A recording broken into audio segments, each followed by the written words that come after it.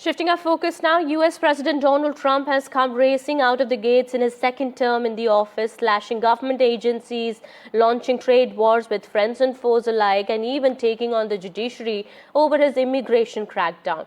Well, the Republicans' approval rating has sunk since returning to the White House, but his supporters could not care less. Despite the tumultuous first 100 days of his reign, Trump supporters continue to support the unconventional billionaire. All right, my colleague Gauri Dwivedi is also now joining us on the broadcast to talk about in detail about the 100 days of Trump 2.0 administration. So far, Gauri, number of decisions, of course, that have been taken by Donald Trump. A lot of them have been questioned as well, but he continues to maintain that that is in the interest of the nation, in the interest of the US. How do you look at it, all those decisions that have been taken, and what's really coming in the future? Kitty, in fact, one of the things that President Trump has said several times the last couple of days is that he is doing exactly what he was brought in to do by his voters, by his supporters. And frankly, immigration, one of the issues that is very central to his administration, was also very central to his campaign. He did mention to his supporters that once he comes in, he is going to fix the broken immigration system of America. And to that extent, one of the most sweeping set of decisions have actually been taken with regard to immigration. Has that been a reform or not? The jury is still out there.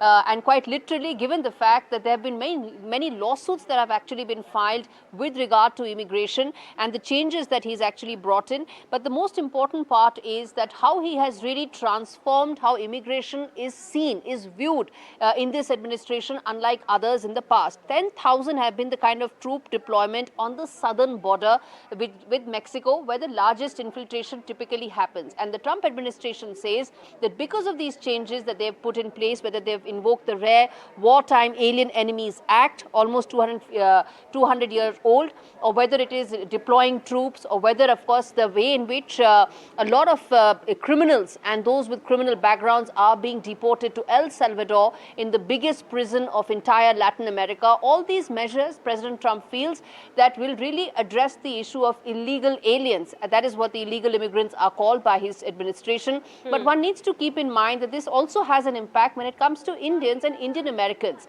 because it's not just the illegals, it's also a crackdown as far as legal immigrants are concerned. A lot of students are now facing deep uncertainty, deep crisis, because there isn't a clarity as to whether their visas will be extended or whether there could actually be sudden overnight changes that may actually be brought in place. Not just students, but also H-1B techies, even senior citizens are at the forefront of facing this brunt when it comes to the crackdown on immigration. But all in all, Kitty, all I can say is that this is just the beginning, because this has been one of the central themes of his campaign and is the central theme of his administration as well. So it's just been 100 days, only a couple of thousand people have been deported so far, less than 40,000, and he's promised lakhs and lakhs, millions and millions. So this is a campaign that's going to go ahead. How much of it the courts will be able to decide, how much will be the impact on Indian Americans, is something that we'll get to know maybe in the next couple of months. And also, Gauri, to mention here, tariffs, of course, also have been a worry for a lot of nations around the world. And for India, we understand as well. We understand a trade deal is also being worked out between the US and India. How soon, can we really see it happening? And, what all it could actually entail? And how could it benefit India as well as US at the same time? In fact, trade policy and the trade pact between US and India could be one of the highlights of the US-India relationship under Donald Trump, given the fact that the Trump administration views bilateral relationships through the prism of economic ties. So that's how important economic relationships are for President Trump. A pact that has been in the works for some time. There are now reports that indicate breakthroughs have been achieved, progress has been made, and the first draft of that pact may actually be finalized in the next couple of months itself, and with, of course, a big announcement likely when President Trump will be in India in the third quarter of this year, when he'll be here here to attend the Quad Summit. That is when the big bang announcement is likely to take place. But let's not forget that India has made the best possible use of the 90-day pause that is there for tariffs right now to be able to get some sort of a trade pact going. And all reports indicate that before that 90-day pause lifts, a trade pact will be in place, insulating India from the kind of tariff hikes that some of the other countries are likely to be exposed to. All right. Thank you so much, Gauri, for getting us all those details there. Well, 100 days of Trump administration 2.0 and a lot of decisions that have been taken by Donald Trump, which, of course, have been accepted by many, but, of course, questioned as well. And a lot that can be seen happening in the future as well. We'll keep an eye on the developments here. Meanwhile, we understand now Donald Trump has also said that he intends to end the Ukraine war. How is he really going to do that? That, of course, remains to be seen. A lot of negotiations, discussions have been taking place. But let's get you a detailed report on that. So sad to see so many people have been killed in Ukraine, and we're going to get it. We're going to get it settled up. I'm going to do it before we ever get back. We have to get it stopped. I swear that I will faithfully execute. That I will faithfully execute. Day one. That was the promise. US President Donald Trump vowed to end the war in Ukraine within 24 hours of being sworn in. I will end the war in Ukraine. I'm the one that can do it. I'm the only one that's going to do it. But 100 days later, Trump's second term has mostly delivered delays, drama, and deadlock. Trump's plan was simple: sideline NATO, sideline Ukraine, and talk directly to Moscow. Step 1 was a 30-day ceasefire. Zelensky agreed, hoping it would restart US military aid.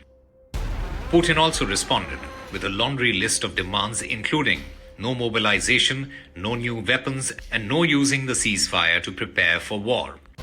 When that collapsed, the United States scaled down its ambitions. No attacks on energy, no strikes in the Black Sea. Both sides signed on.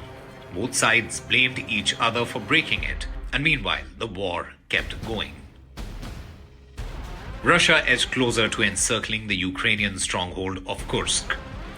Its winter strikes on energy were already winding down, and Trump's much-touted naval deal went largely irrelevant. Ukraine had already pushed Russia out of the Black Sea.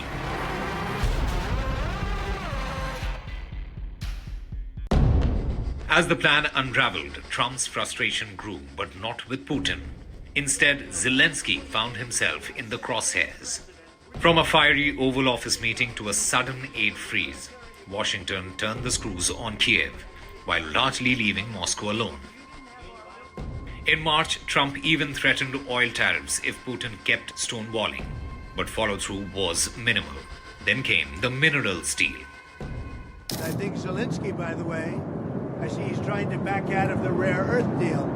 And if he does that, he's got some problems, big problems.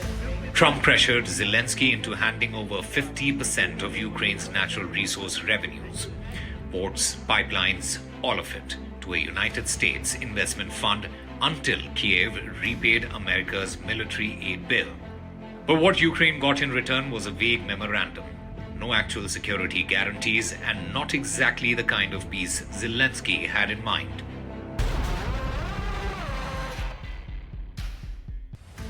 Last week, the Trump administration signaled they might finally walk away from the talks altogether.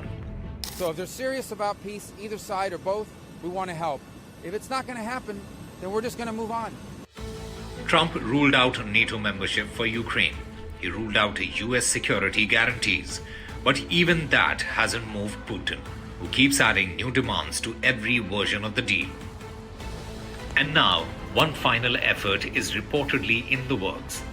United States recognition of Crimea as a Russian territory and a frozen front line. 100 days after Trump's return to power, the man who promised peace in 24 hours still faces a war with no end in sight. Rhythm Arcadia's report for NDTV World.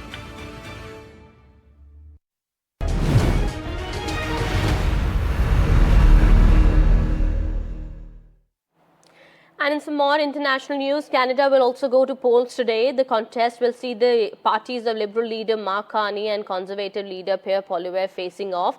Party leaders crisscrossed the country during the weekend in a last sprint to the finish line, spending the final hours of the federal election campaign trying to win over voters in tight races.